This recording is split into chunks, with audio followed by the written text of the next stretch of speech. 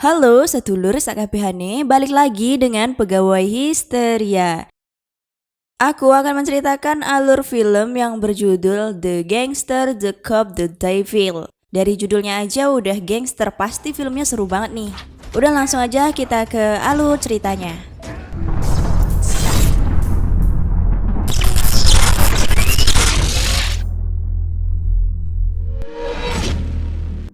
Di awal film terlihat dua mobil saling kejar-kejaran dengan mobil yang ada di depannya. Akhirnya mobil yang ada di belakang menabrak mobil di depannya. Tentu saja itu disengaja. Mobil itu pun berhenti, si pengendaranya keluar dari dalam mobilnya dan memfoto mobil yang menabraknya untuk meminta asuransi. Namun saat dia sedang asik memfoto, tiba-tiba dia ditikam dengan pisau banyak kali. Aku pun gak tahu berapa kali dia menusuk, yang pastinya banyak banget. Seseorang yang menikamnya sebut saja namanya Jong Ul. Kemudian dia dimasukkan ke dalam mobilnya lalu dihabisi. Pagi harinya di tengah kemacetan ada dua orang anggota polisi yang bernama Jong Tae-suk dan temannya. Mereka hendak pergi ke TKP. Di tengah kemacetan mereka melihat ada segerombolan gangster di depan bar. Mereka sedang asik mengganggu seorang wanita. Tae-suk yang geram melihat hal itu langsung menghampiri untuk memberi pelajaran. Dikira di sekolah kali ya.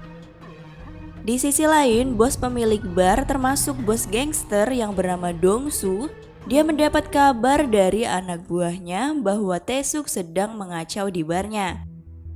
Kemudian Dong-su menelpon atasan Tae-suk memintanya untuk mengeluarkan Tae-suk dari barnya. Tae-suk pun pergi karena atasannya telah menegurnya.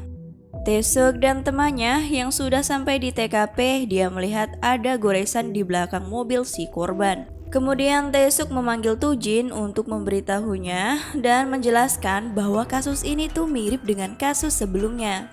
Malam harinya, polisi berkumpul untuk membahas kasus yang terjadi pada pagi tadi, di mana para anggota polisi mengatakan bahwa kasus ini hanya sebuah kebetulan saja. Mungkin saja ini hanya sebuah kecelakaan sehingga membuat pengemudi kehilangan nyawanya. Kok ya aneh kan, masa kecelakaan awak korbannya kayak dituncepin. Wah aneh polisi ini, sumpah lah.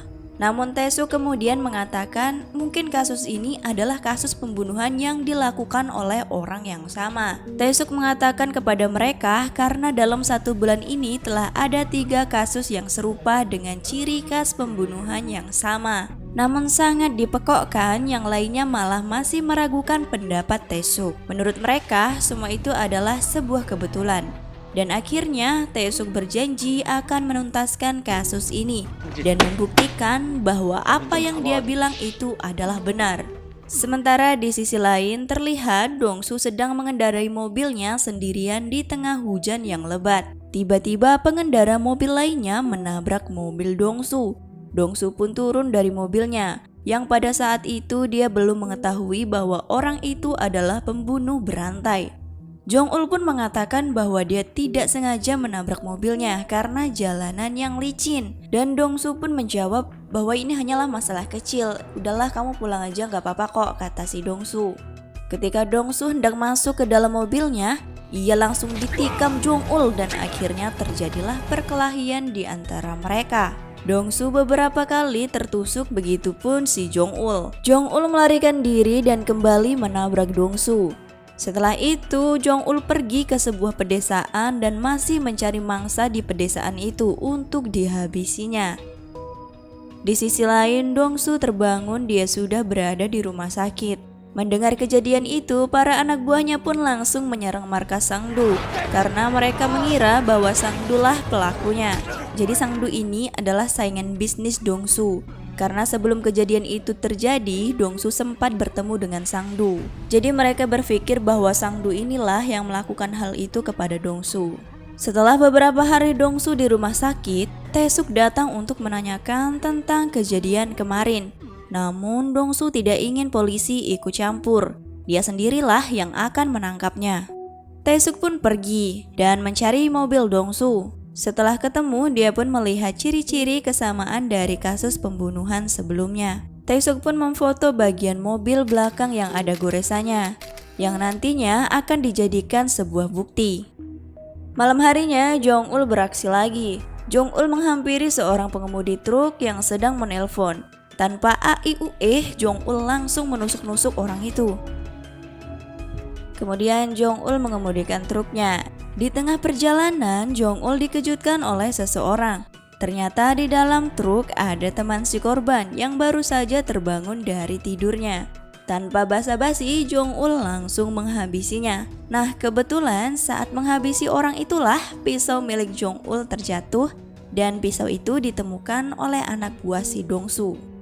Karena Dong-su tidak memiliki alat yang canggih, akhirnya Dong-su mengajak Tae-suk untuk bekerja sama untuk melacak keberadaan Jong-ul. Di sini Dong-su akan meminta anak buahnya untuk membantu Tae-suk agar misinya berjalan dengan lancar, karena misi ini sangatlah berbahaya.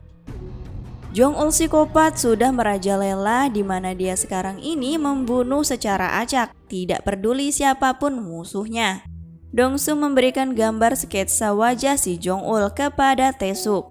Scene berganti, Dong-su menyuruh anak buahnya untuk membunuh Sang-du menggunakan pisau milik Jong-ul karena Dong-su takut bisnisnya akan tersaingi.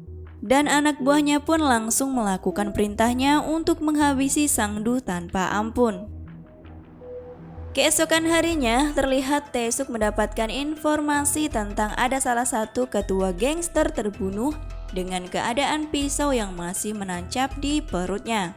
Tae-suk yang mengetahui hal itu langsung marah kepada Dong-su dan memukulinya.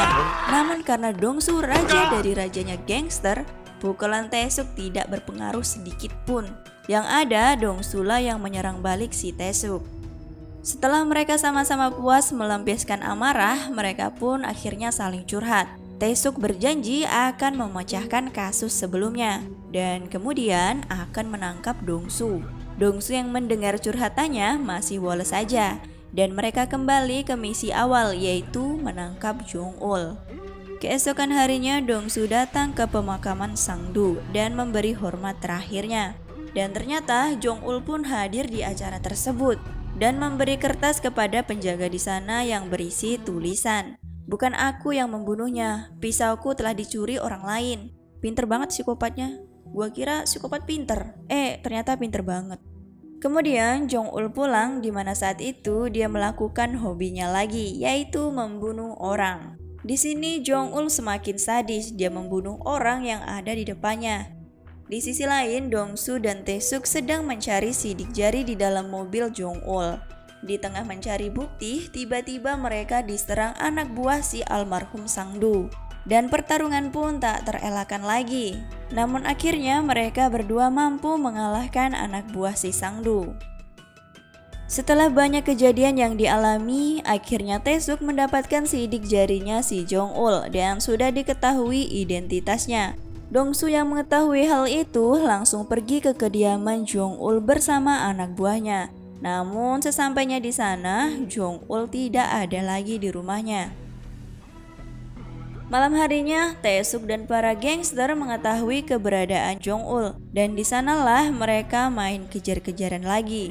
Setelah cukup lama mereka kejar-kejaran, akhirnya mereka menabrak mobilnya. Namun Jong-ul masih sempat melarikan diri lagi. Setelah muter-muter mencarinya, akhirnya Dong-su berhasil menemukan Jong-ul dan langsung menghajarnya, lalu dibawa ke rumahnya. Saat Dong-su hendak menghabisi Jong-ul, tiba-tiba datang Tae-suk dengan mobilnya langsung menabrak si Dong-su. Setelah itu berlanjutlah si Jong-ul disidang, di mana saat disidang Jong-ul mengaku bahwa bukan dialah pembunuhnya. Pak Hakim dan jaksa yang polos itu menetapkan bahwa Jong-ul tidak bersalah karena minimnya bukti yang ada. Namun pada saat itulah Dong-su datang dan membuka bajunya dan mengatakan segala bukti yang ada pada dirinya. Dia juga mengatakan bahwa di tangan Jong-ul ada bekas luka dan di dada sebelah kanan juga ada bekas dia tusuk. Dan akhirnya Jong-ul ditetapkan bersalah dan harus menerima hukuman mati. Keesokan harinya terlihat Dong-su memasuki ruangan sel di mana saat itu Dong-su tersenyum bahagia memandang ke arah Jong-ul. Ternyata sebelumnya Dongsu telah bekerja sama dengan Taesuk bahwa dia mau dipenjara asal satu ruangan dengan Jong-ul. Nah, kalian pasti tahu kan gimana akhirnya dia di dalam penjara? Ya palingan bonyok lah di tangan Dongsu. Nah, cerita pun selesai.